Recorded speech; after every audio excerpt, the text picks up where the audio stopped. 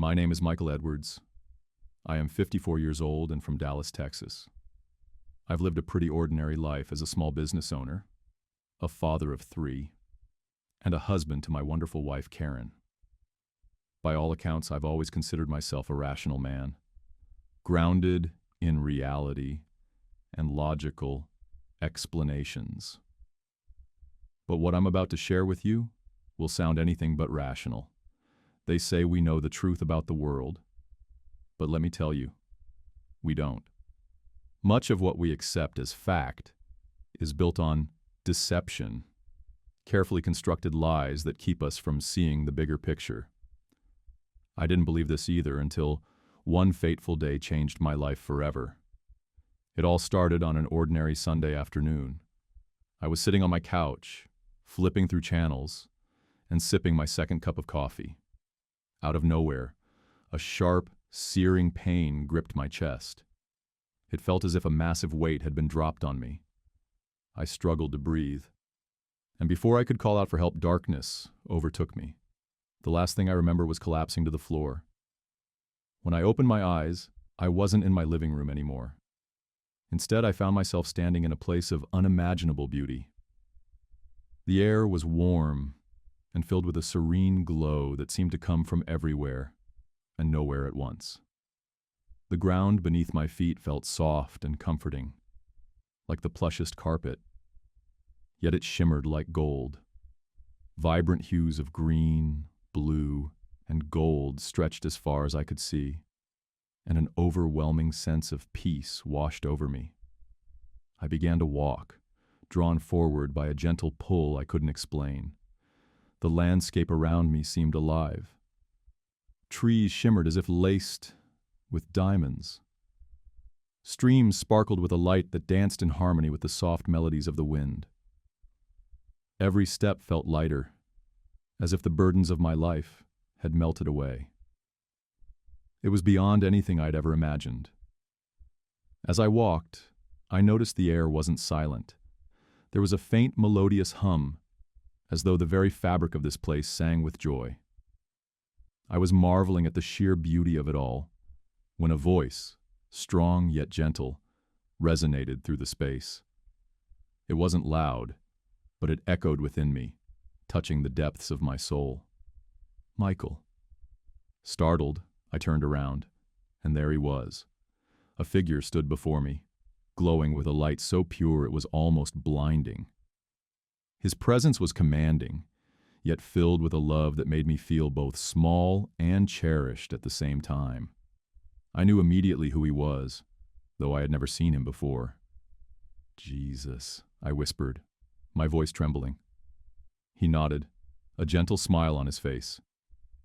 You are in a place where truth is revealed, Michael. Do not be afraid. I dropped to my knees, overwhelmed by the sheer magnitude of his presence. Tears streamed down my face as I tried to process what was happening. He reached out and touched my shoulder, and a warmth unlike anything I had ever felt coursed through me. Rise, Michael. There is much to discuss. I stood, still in awe, and followed him as he began to walk. The landscape around us seemed to shift and glow more brightly in his presence. After a moment, he turned to me, his eyes filled with both sorrow and hope. There are many things you do not yet understand about your world, he began. Things hidden in shadows, truths buried under lies. But the time for revelation is near. I swallowed hard, unsure of what to say. Finally, I managed to ask, why am I here? Because you are meant to bear witness, he replied. There is a story that must be told, a truth that must be unveiled. You will carry this message back with you. I furrowed my brow, confused. What truth? What story? He stopped walking and turned to face me fully.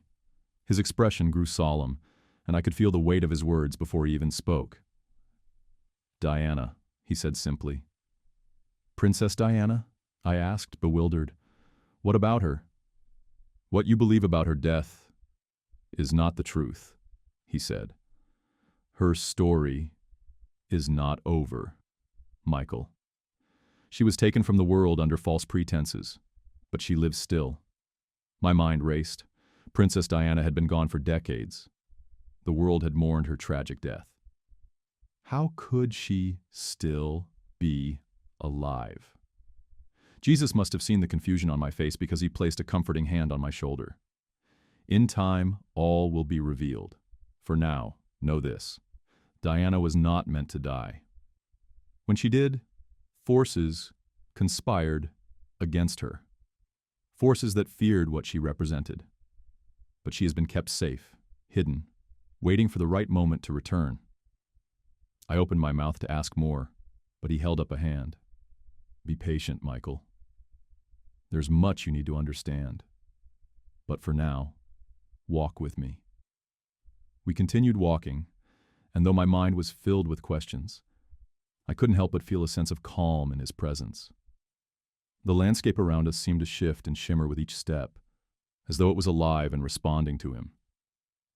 The peace I felt was overwhelming, yet I knew this was only the beginning of what I would learn. As we continued to walk, I couldn't help but feel an overwhelming sense of both wonder and urgency. The air around us seemed to hum with anticipation, as if the very fabric of this place knew the importance of what was being shared. I turned to Jesus, my heart racing with questions.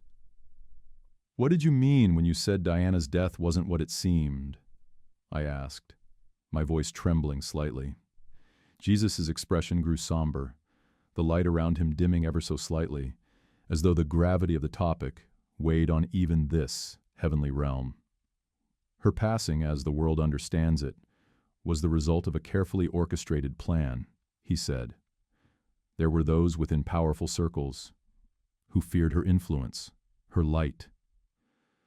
They sought to silence her because she stood as a beacon of truth and compassion, a threat to their agendas. I felt a chill despite the warmth of the surroundings. You mean it was a conspiracy? He nodded. Yes, Michael. But it was not merely political or personal. It was spiritual. Diana's heart carried a divine mission, one that went beyond her earthly role. She was meant to challenge the darkness that grips many of the world's systems, to bring hope where there was despair. But there were those who could not allow that to happen. I struggled to process his words. Princess Diana had always been beloved by the public, a symbol of kindness and grace. To think that her life had been taken by design, not by accident, was almost too much to bear. But who would do such a thing? I asked, my voice barely above a whisper. Jesus stopped walking and turned to face me, his eyes piercing but filled with compassion. Some within her own circles, Michael. Members of the very family she was married into. Not all, but a select few who held immense power and feared losing control. They saw her as a threat to their carefully maintained image and influence. I felt my knees weaken and stumbled slightly. Jesus steadied me with a firm but gentle hand. You must understand, he continued, that the battle between light and darkness is not confined to the heavens. It plays out on earth, often in ways unseen. Diana's death was a move in that battle, but it was not the end. You said she's still alive, I said, my voice tinged with both hope and disbelief. Where is she? How is that possible?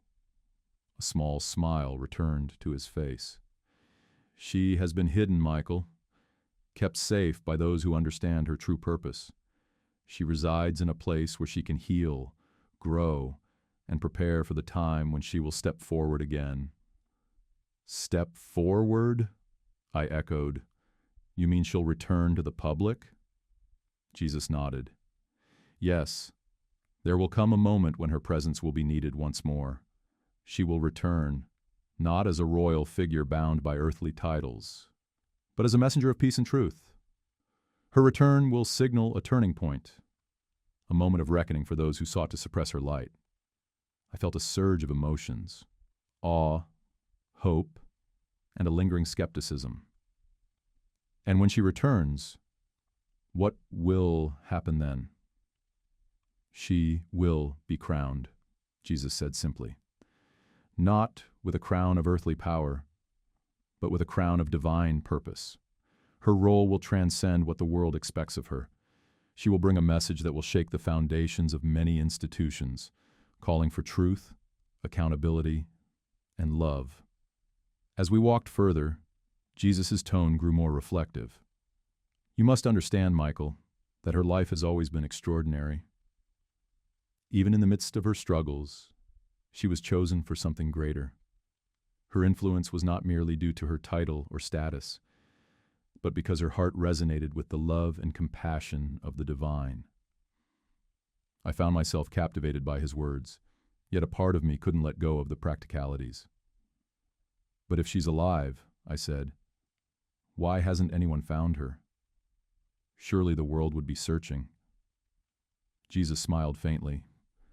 She is hidden in plain sight, Michael, living a life far removed from the one she once knew.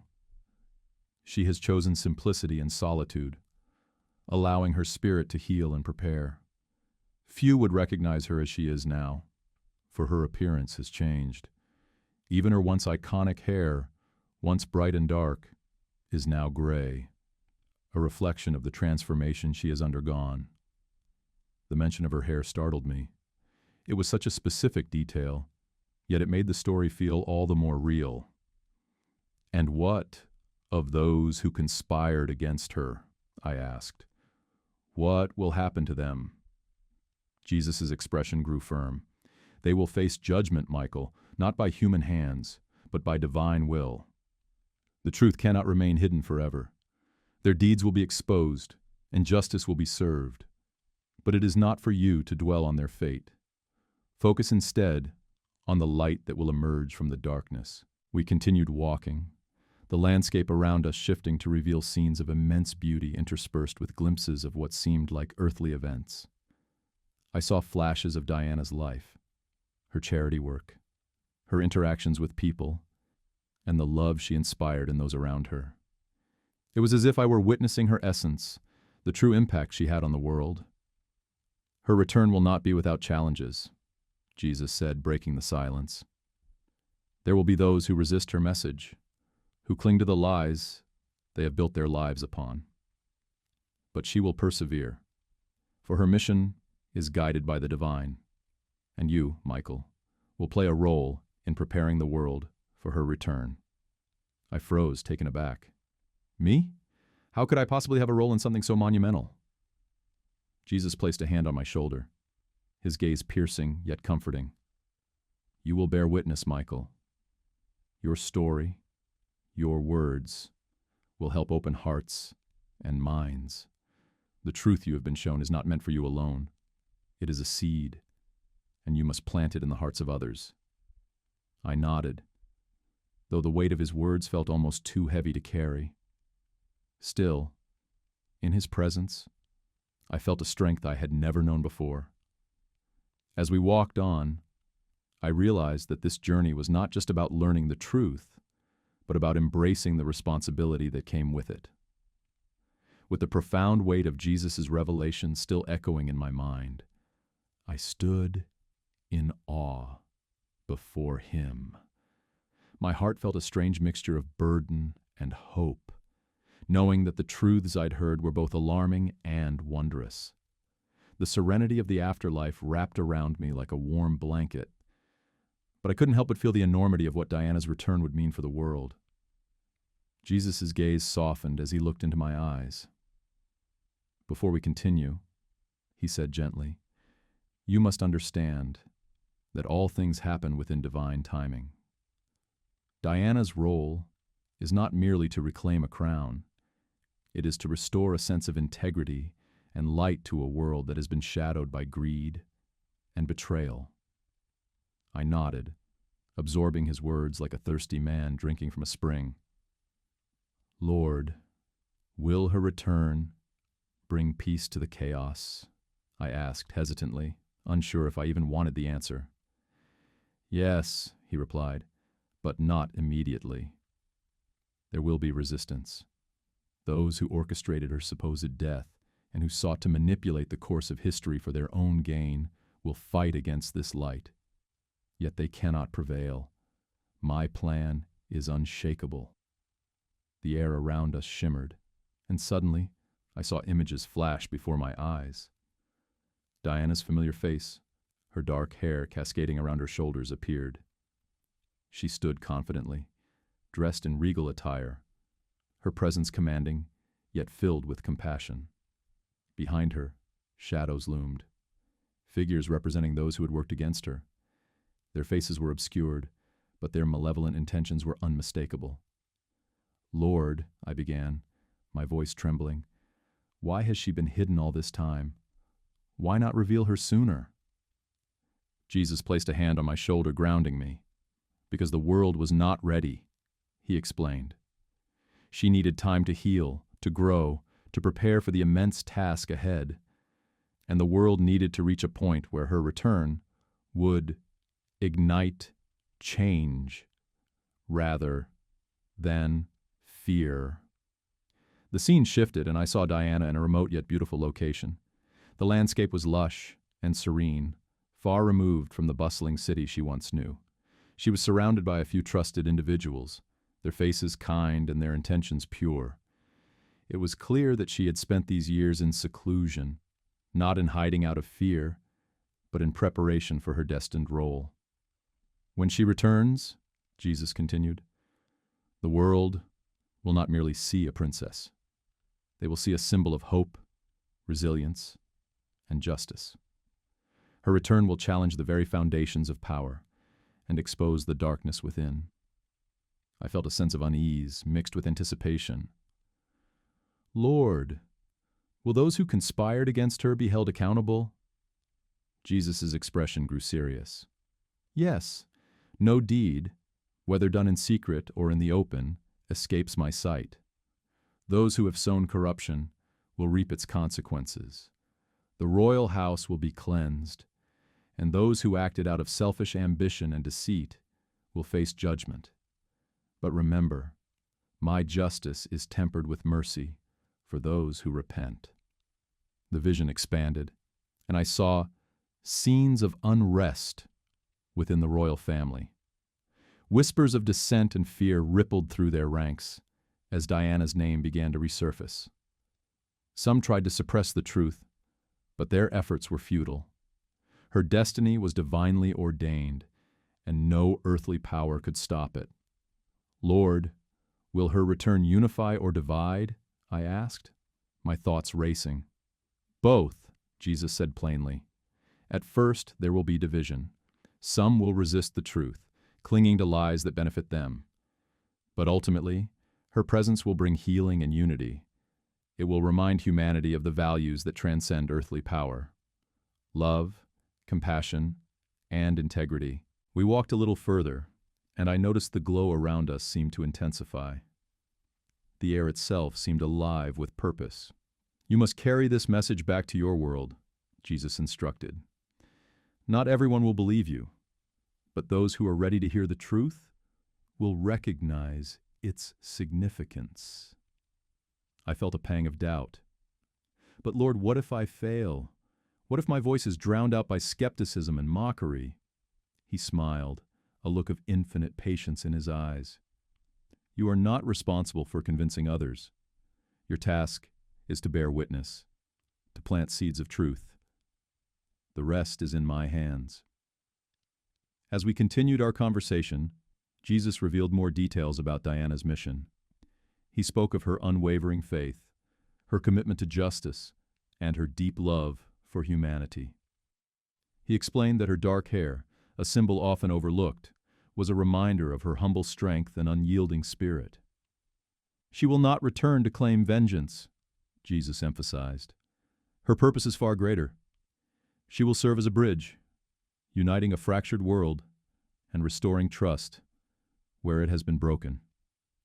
The vision began to dim, and I felt an overwhelming sense of urgency. "Lord, what else must I know before I return?"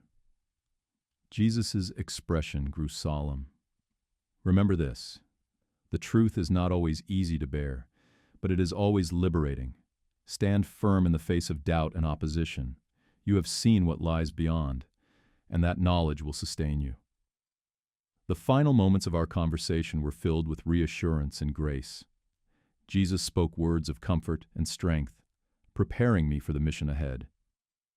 As the light around us began to fade, I knew my time in the afterlife was drawing to a close. Then, with a gentle nudge, I was awake. The sterile white walls of a hospital room came into focus, and the weight of my experience settled over me like a heavy blanket. I was alive, but forever changed.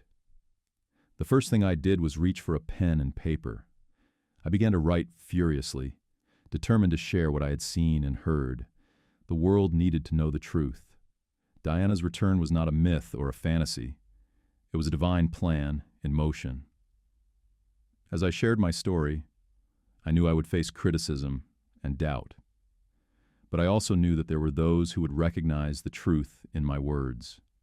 To them I say, take heart, the light is coming, and with it, the promise of a brighter tomorrow.